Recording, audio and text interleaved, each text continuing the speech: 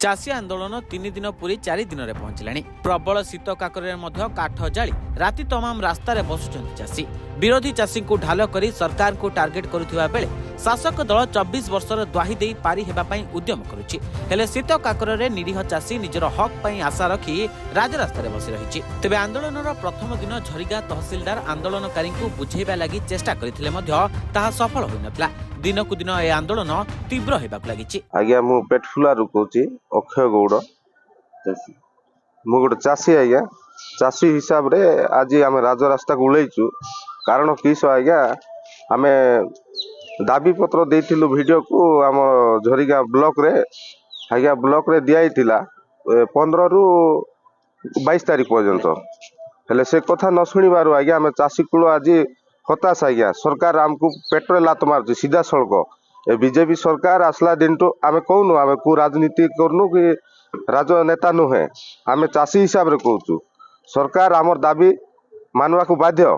कहीं आगरे थिला आज्ञा 3100 टंका धान से धान को लोकाल रे आज्ञा आज मालिक जाक 15, 16, 12 टंका नौचंती। आज्ञा सीटा पे आम धान किणवा आज्ञा आम बाध्य करुँ सरकार को। किंतु मंडी खोल नहीं अनशन रु आम आस राजरास्तार ओह्लैबार से मंडीटा स्टार्ट करुच्ची खोलना ना ना आम किसी जानी पारनु कि चाषी कूल आसुना मंडी रे। एवं मका मका आज्ञा गला वर्ष 2400 टका 2300 टका थिला। ई वर्ष आज्ञा टोटाल किछि नहीं 12 टंका 10 टंका एंती रेट रे आज्ञा दलाल आमको लुटुचंती। तेणुक सरकार को आम निवेदन यथाशीघ्र मंडी खोलंतु एवं उचित मूल्य आमको 2400 टंका गवर्नमेंट रेट कहते 2400 टंका। आज को 3 दिन प्राय होलानी शीत काकुरे आम बसुचु सरकार किंतु किसी शुणु ना। तेणुक आज्ञा आगामी दिन रे जदि सरकार न शुणती आम राजरास्ता पूरा जिला को आम छाड़ू ना आज्ञा बंद करदेबू चेतावनी दौचु चाषी संघ झरिगा तरफ आज्ञा आम चाषी कथा बुझंतु नहले बहुत संख्यार राजरास्ता ओह्लैबे बोली आम चेतावनी दौचु सरकार को। आज्ञा भाई आपण परिचय दियो।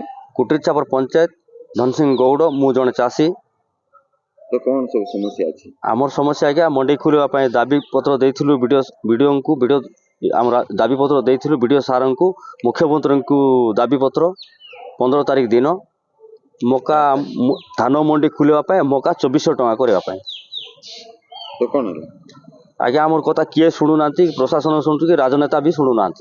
आम कि शीत काकर बसीचु 3 दिन है राति दिन अनिद्रा आम घर द्वार छाड़ी आसिक राजरास्तार गाड़ी घोड़ा आनी धान पकई आम रास्ता अवरोध कर बसीचु। तो धारणा और केते दिन धरि धारणा 7 दिन जदि सरकार शुणिबे नहीं ताहले आउरी भी आगो को आम धारणा रे बहुत संख्यार आम बसबू। सूचना अनुसार गत 6 डिसेम्बर रे चाषी एकजुट होई ए संपर्क में झरिगा गोष्ठी उन्नयन अधिकारी जरिया मुख्यमंत्री उद्देश्य रे दाबी पत्र जणाइथिले एवं आसंता डिसेम्बर 22 तारीख सुधा समस्यार समाधान नहेले आंदोलनर चेतावनी मध्य देइथिले जेउथिरे वर्तमान पर्यंत चाषी को कौनसी सुफल मिल पारि नाही। एवं मनेपटे वर्तमान मक्का दर एवं धान मंडी प्रसंग नहीं अनेक जगह आंदोलन करुवा चित्र मध्य सामना आसुछि। तेबे चाषी सेमानक समस्या सुनैबा पई बारंबार सरकार का आगे दाबी पत्र बाढुथिले मध्य केबे सेमानक समस्या समाधान हेउछि ताहा उपरे समस्त नजर। झरिगांव बसंत कुमार साहू को रिपोर्ट रिपोर्टर्स टुडे।